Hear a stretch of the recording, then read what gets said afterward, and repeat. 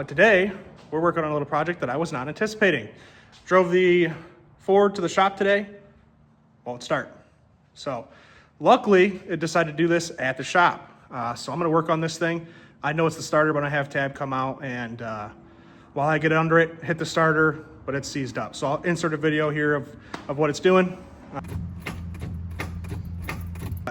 Super blessed to have the shop. I'm really excited about what's going on so that I can get this thing in here. I moved the boat around. This is wood for the mezzanine that's gonna go up here. So we're working on that right now. That's what I came to the shop to work on. But instead, we're gonna segue away from that, and I'm gonna put a new starter in the truck. So, should be fun. Woo! Okay, luckily, this thing's a manual. So truck's in the shop. It is tight quarters in here now. Oh man, that was challenging. I usually do stuff by myself around here. Tab helps me as she can, but she's doing some other stuff today. Tight quarters. But, like I said, so blessed to have a shop like this. I can't wait until it's built out.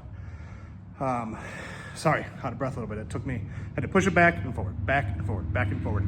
Luckily, it's a short cab, or a short bed, single cab, manual. So, super easy to push. I'm gonna be working on this. I'm gonna take you guys along with me just a little bit. Man, I love working on cars that, this had to be a teenager's car, because I don't know if I've ever showed you guys this, but check this out. Raccoon headliner, raccoon dash pad, custom built console with a sub in there. Had to be a teenager's. Super shitty tint all over it. Super dark. So I assume whoever owned this before either had a teenager or was a teenager. Because then you find stuff like this. Check this out. So sometimes the sub works really good. Sometimes it works meh. It actually is surprisingly good. But with stuff like this, that's, you know, that's probably why. With this really janky little fuse in here. So we'll fix that while we're fixing the starter too. But you always find stuff like that.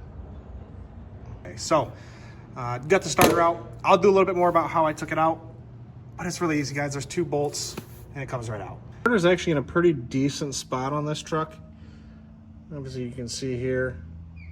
So I actually cut one of the wires because it is not soldered anymore. I was not gonna fight that lead to get it out. So I'll put a new ring terminal on there. What we're gonna do is I'm gonna show you how to bench test this thing real quick. Super easy. A lot of you probably know how to do this, but ground to a ground source, that's where the ground battery cable goes. And if you touch this back here, it doesn't do anything. You have to bridge the solenoid. So she turns a little bit, but it is locking up. So, bad starter. I'm gonna go get a new one and we're gonna pop it in. All right, guys, we're back at the shop. Only took a couple hours to go find the right one, of course. You know, that's always a challenge, finding the right part for whatever reason.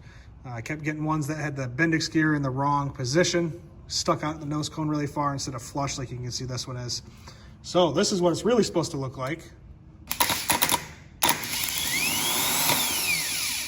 Obviously a big difference from the last one. A little bit better view of where the starter is actually located on this Ford motor.